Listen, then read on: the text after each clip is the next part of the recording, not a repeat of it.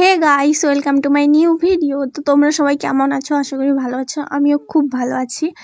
তো আজকের ভিডিওটা কি হতে চলেছে জানতে চাইলে তোমরা ভিডিওটা স্কিপ না করে কন্টিনিউ দেখতে থাকো, আশা করি ভালো লাগবে। আমি যখন সকালে ঘুম থেকে উঠে দেখি মিষ্টি ম্যাগি নিয়ে বসে গেছে। আমি ওকে জিজ্ঞেস করলাম কি খাচ্ছিস? বলছে আমি মাদি খাচ্ছি, তোমাকে দেবো না। তারপর আমি ঘুম থেকে উঠে বসছিলাম, আমার মা সাইড থেকে বলছে চান করতে যেতে। আমি এক তো দেরি করে ঘুম থেকে উঠেছি, 8:30 9টার দিকে। তার উপর বসে ঢং করছি, চান করতে যাচ্ছি না, তার জন্য মা সাইড থেকে বকছে। তাই আমি একটু কান্না করার নাটক করে দিলাম। তারপর তোমাদেরকে সামনে একটু ঢং করছিলাম। তারপর আমি চলে গেলাম চান টান করে রেডি হতে। তো ফাইনালি আমি রেডি টেডি হয়ে চলে এসেছি। আর আমি যে শাড়িটা পরেছি ওটা আমার দিদি গিফট করেছে। আমার পাশে যে চন্ডালটা দাঁড়িয়েছে ওই গিফট করেছে। কেমন লাগছে আমাকে কমেন্টে জানাবে, আর শাড়িটা কেমন লাগছে সেটাও কমেন্টে জানাবে। তারপর আমি চলে গেছিলাম আমার জিজুর সঙ্গে মন্দির। জিজু বাইকটা এত স্পিডে চালাচ্ছে, আমার চোখ থেকে তো ধারা বেরিয়ে যাচ্ছে। আমি বারবার বলছি স্পিডটা কমাও, কমাচ্ছে না। আর জিজু সঙ্গে যাচ্ছে মানে তোমাদের দাদাভাই আজকে সন্ধ্যাবেলায় আসবে, সকালে ডিউটি করে তারপর সন্ধ্যাবেলায় আসবে, তার জন্য আমাকে জিজুর সঙ্গে মন্দিরে যেতে হচ্ছে। তো ফাইনালি মন্দিরে আমি পৌঁছে যাই। মন্দিরে ঢুকতে না ঢুকতেই ব্রাহ্মণ আমাকে ধরে নিয়েছে, বলছে কিসের জন্য পুজো দিতে এসছো? আমি বললাম জন্মদিন, তার জন্য। দিয়ে বললো ফার্স্টে যাও বাইরে থেকে ফুল নিয়ে আস। আমি ফুল আনতে যাওয়ার আগে চলে গেলাম পুকুরে পা ধুতে আর একটু মাথায় জল নিতে। আর আমার সঙ্গে আমার জিজু আসেনি, কারণ আগেরবার জিজু আমার দিদিকে নিয়ে এসেছিলো, তখন ব্রাহ্মণরা ওকে ধরে কত একটা চন্দনের টাকা নিয়ে নিয়েছে। আর আমরা যেহেতু দুজন এসেছি, দুজনের আবার আলাদা আলাদা মানসিক করে দেবে, তার জন্য এই ভয়ে আসেনি। আর আমরা যদি মানসিক করবো না বলি তাও শোনে না, জোর করে বলে দেয় যে দেবে হ্যাঁ কি না বলো। তখন কোনো উপায় থাকে না, হ্যাঁ বলে দিতে হয়। তাই জিজু আর এলো না। তো আমি পাটা ধুয়ে চলে গেলাম ফুল আনতে। তো ফুলটা নিয়ে মন্দিরে আবার ঢুকে পড়েছি, এবার যাচ্ছি পুজো দিতে। তার আগে আমি ভোগটা নিয়ে নেব। ভোগ নিয়েছি, তারপর একদম চলে গেলাম মন্দিরের ভিতরে পুজো দিতে। তো অঞ্জলি দিতে বসে পড়েছি। ব্রাহ্মণের অর্ধেক মন্ত্র আমি বুঝতে পারছিলাম না, তবুও যেগুলো বুঝতে পারছি সেগুলো বলছি, আর যেগুলো বুঝতে পারছি না সেগুলো বলিনি। অঞ্জলি দিচ্ছিলাম, অঞ্জলি দেওয়ার মাঝে পুরোহিত মশাই বললেন যে যাও তুমি একটা ঘটে জল ভর্তি করে নিয়ে আসো। তাই আমি অঞ্জলি দেওয়ার পর চলে গেলাম ঘট নিয়ে পুকুর ঘাটে জল আনতে। তো এই ঘরটা নিয়ে যাচ্ছি পুকুরে জল আনতে। আমার ক্যামেরা ধরে দেওয়ার লোক নেই, তাই আমি একা সবটা করছি। তারপর আমি ঘটে জল ভর্তি করে চলে যাই ভিতরে মন্দিরে। আবার কিছুটা অঞ্জলি বাকি ছিল, ওগুলো দিয়ে বেরিয়ে এলাম। তারপর পুরোহিত আমাকে বলছে এই মানসিক। বললাম কি মানসিক? না, বলছে 500 চন্দন কাঠ দেবে, কর্পূর দেবে আর কত একটা ধূপ, অ্যাডভান্স 500 টাকা দিয়ে যাও। আর তোমার যদি ছেলে হয় একটা পায়রা ছেড়ে যাবে, ওকে ন্যাড়া করবে আর পায়রা ছেড়ে যাবে। আমি বললাম আমি একবার মানসিক করেছি, আগের বার গেছিলাম একটা ব্রাহ্মণ এরকম বললো, দিয়ে মানসিক করেছি, আবার মানসিক করব না। তাই পুরোহিত রেগে গেছে, রেগে গিয়ে আমাকে বলছে হোক তোমাকে মানসিক করতে হবে না, আমার দক্ষিণা দাও আর এখান থেকে যাও। এরকম ব্যবহার করেছে আমার সঙ্গে, মানসিক করিনি বলে। তোমরাই বলো, আমার যদি ইচ্ছে না থাকে জোর করে কি আমি মানসিক করব? একটা মানসিক আছে, ওটা আমি পূরণ করি, তারপর তো আবার মানসিক করব। এরকম ব্যবহার করবে পুরোহিত আমি কোনোদিনও ভাবিনি। তারপর আমি শিব ঠাকুরের বাহনকে মিষ্টিটা খাইয়ে দিই, তারপর আমি মন্দির থেকে বেরাও বলে চলে আসি।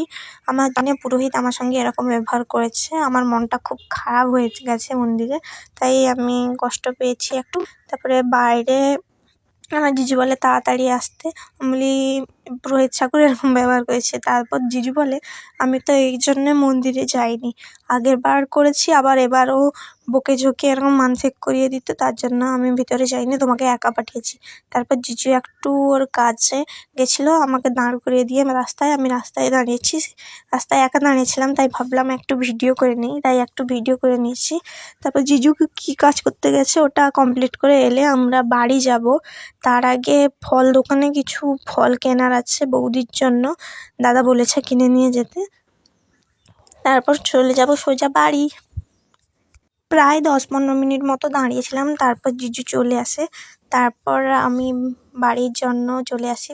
বাড়ি আসার আগে জিজু ফলগুলো কিনে নিয়েছে, আমি একটু দাঁড়িয়েছিলাম, জিজু ফল কিনে নিয়েছে, তারপর চলে এলাম বাড়ি।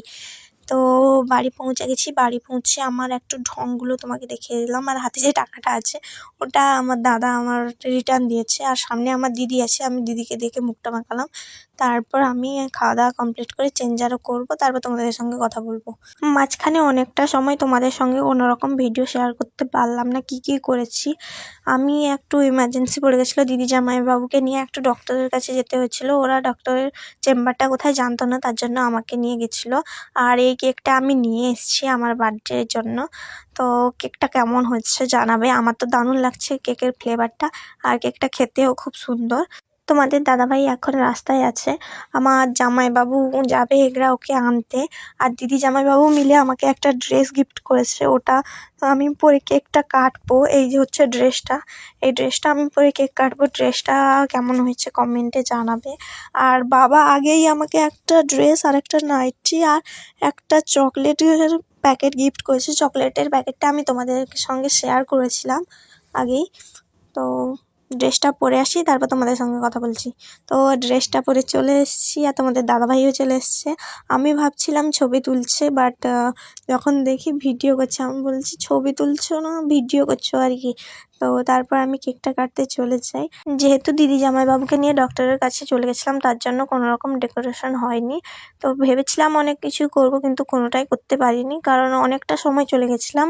দুপুর 2:30 থেকে রাত 8:30 9টা পর্যন্ত ডক্টরের কাছে গেছিলাম। ডক্টরের কাছে অনেকটা ভিড় ছিল, তাই অনেকক্ষণ ওখানে থাকতে হয়। তারপর আমি কেকটা কাটছিলাম আর শুভ বেলুনগুলো ফাটাচ্ছিল। কেকটা কেটে আমি ফার্স্ট বলি কেকটা নিয়ে চলে যাব বাবার কাছে, তোদের কাউকে দেবো না। মুখটা মাখিয়ে চলে যাই কেকটা নিয়ে বাবার কাছে। তারপর সবাই মিলে বিরিয়ানি খেতে বসে যাই। দিদি খেলো না, দিদির জন্য চাউমিন এসেছিল। তো আমিও বিরিয়ানিটা খেয়ে নিই। এই যে আমি বিরিয়ানি খাচ্ছি, আর আমি লেগ পিসটা ধরে তোমাদেরকে দেখিয়ে দিলাম। তো ভিডিওটা কেমন লাগছে তোমরা কিন্তু কমেন্টে জানাবে।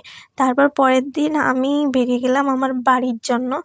আর আমি আমার ঠাকুমাকেও নিয়ে যাচ্ছি। তোমাদের দাদাভাই আর একদিন থাকবে, তারপর চলে যাবে। ও এসছে 3 দিনের জন্য। একদিন ডিউটি করে এসছে, তারপরে একদিন থাকবে, তারপর ওখানে গিয়ে আবার ডিউটি করবে। তো আমি আমার হারটা বাবার বাড়িতে ভুলে গেছি, রেখে দিয়ে এসেছি। ওটাই তোমাদের দাদাভাইকে বললাম। তোমাদের দাদাভাইয়ের ওপর 2টো ব্যাগ চাপিয়ে দিয়েছি। তারপর আমি এমনি ভিডিও করতে করতে চলে যাচ্ছি। তো এখান থেকে টোটো করে এগরায় যাব, তারপর এগরায় বাস বা টোটো যাই হোক একটা ধরবো, তারপর বাড়ি চলে যাব। তো টোটো পেয়ে গেছি, রাস্তার উপরে এসেছি, টোটো পেয়ে গেছি সঙ্গে সঙ্গে। অন্য সময় অনেকক্ষণ দাঁড়াতে হয়, ঠাকুমাকে নিয়ে যাচ্ছি বলে কোনো রকম দাঁড়াতে হয়নি এবার। তো এখানেই ভিডিওটা শেষ করছি। কেমন লাগছে কমেন্টে জানাবে। এখনকার মতো টাটা।